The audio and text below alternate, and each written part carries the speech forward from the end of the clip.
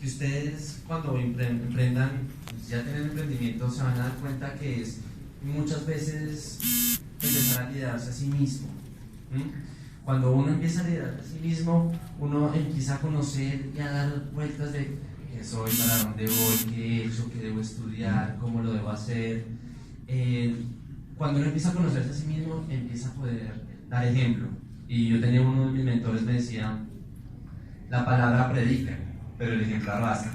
Cuando tú empiezas a mostrarle a tu equipo de trabajo que se pueden lograr las cosas, que hay momentos difíciles, pero las podemos sacar adelante, y cuando eso está muy claro y hay objetivos claros, cuando tú estás claro, todos te empiezan a seguir y empieza a hacer eso que llaman sinergia. Esa es la primera clave. Entonces, primera clave, mire para adentro, conozcas y despierta el líder que hay en usted. Segundo es un tema organizativo. Ahorita de pronto escuchando la historia, eso es lo que más sufren los empresarios. Sí, nos identificamos. Sí, entonces empiezan a vender, no sé nada de impuestos, no sé organizar esto, no sé nada de márgenes. Entonces hay un tema muy importante y es un tema de organizatividad y educación financiera. Creo que a pesar, y les comparto, de pronto a veces digo, me da algo de pena, pero es algo que pasó. Yo soy economista, siempre me han gustado las finanzas, pero personalmente cometí muchos errores a la hora de evaluar la rentabilidad de un negocio, ver los puntos claves, ¿sí? Y al principio uno está estable y piensa que lo sabe todo. Es mejor asesorarse y bueno, nos pasó algo muy importante. Nosotros antes no vendíamos software ni implementábamos software, vendíamos licenciamiento de Microsoft y implementábamos cosas de servidores. Nos llegó una vez una oportunidad con el software, con Sign, y en ese momento, cuando pude implementar todo eso en la compañía, vi que la información era muy importante para tomar decisiones, y empieza uno a ver la educación financiera y la organización es muy importante, porque a veces uno en el día a día del negocio no ve lo que debe ver, y cuando no ve lo que debe ver uno toma decisiones erradas. Allí digamos que profundicemos un poco en eso, seguramente, porque los dos han hablado del tema, ¿no? Generalmente el emprendedor entonces es bueno para hacer pasteles, pero una cosa es hacer pasteles y otra cosa es tener una pastelería donde hay, no sé, empleados, proveedores, impuestos, parafiscales, en fin. ¿Dónde encontraron ese apoyo? Sí, porque uno sabe hacer pasteles, por así decirlo. Ustedes estaban en su tema en el que ustedes eran buenos. ¿Y cómo construyeron ese apoyo?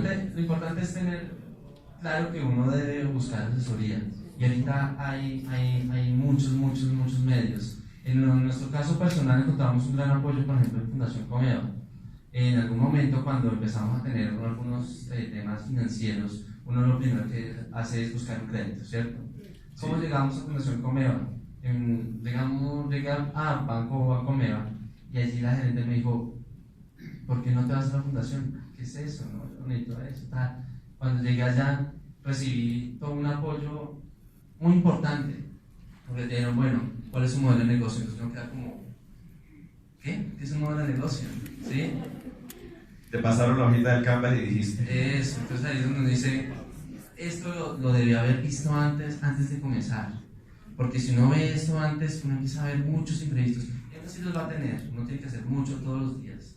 Este tema que él decía, levantarse temprano, a ejercicio y eso, si uno va a aprender es para trabajar 12 horas, 14 horas al día, porque hay tantos imprevistos, hay tantas cosas que uno no conoce, que haces lo que tienes que hacer, más todo lo que tienes que aprender, y lo que vimos. El cerebro consume mucha energía cuando estás aprendiendo algo nuevo.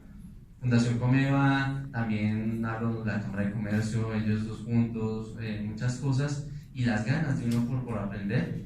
Si uno se deja llevar por la mano de mentores, pues bueno, te van a ahorrar mucha energía y te van a ahorrar muchos dolores de cabeza, y eso significa bastante dinero. Claro. O aprendes con mentores o aprendes con la propia experiencia. Con tu propia chequera, ¿sí o no? Ajá. Ok, tercera clave. La tercera clave es un tema también de hábitos. De pronto alguien me decía, otro en la universidad, sí, bueno, a raíz de todo ese problema terminé estudiando finanzas. Sí, actualmente estoy haciendo una maestría en finanzas en la Universidad de los Andes. Y allá más que te enseñan a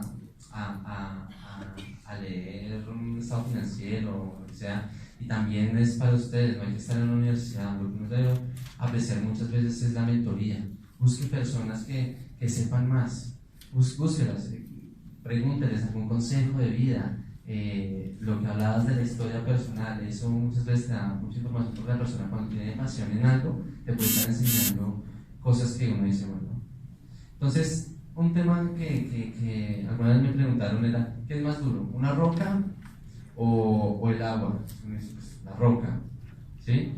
Entonces, porque el agua puede romper una roca, atravesar montañas, y es la palabra clave, creo que es el tercero, no sé llamarlo secreto, es la constancia de terminar lo que te planteas.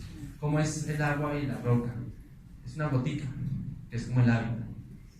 Llega un punto donde la roca traspasa, el agua traspasa la roca. Al final, algo que no es tan duro, que en apariencia no es tan fuerte, se vuelve algo que es cuando uno dice logras lo que creías imposible. Entonces formar esos hábitos, y eso se llama constancia. Constancia no es darle hasta lograr el objetivo, pero uno se cansa. Entonces la forma eficiente de hacerlo es a través de los hábitos. Y ese autoconocimiento que habla de liderazgo se interrelaciona. Entonces por eso cosas como las de acá, las que estamos haciendo, es muy valioso, porque uno nunca saca tiempo para hacer este tipo de cosas. Y a veces no venir a hacer esto o aplazarlo y procrastinar termina en que pasan años, 5 años, 10 años y no has logrado lo que alguna vez te planteaste. Ok, muy bien. Es poco el tema de venir a afilar el hacha, ¿no? A veces estamos tan demasiado ocupados cortando el árbol que no paramos y sacamos un momento para afilar el hacha. Muy buenos consejos. Aquí tenemos personas que quieren emprender. ¿Quiénes aquí hoy tienen decididamente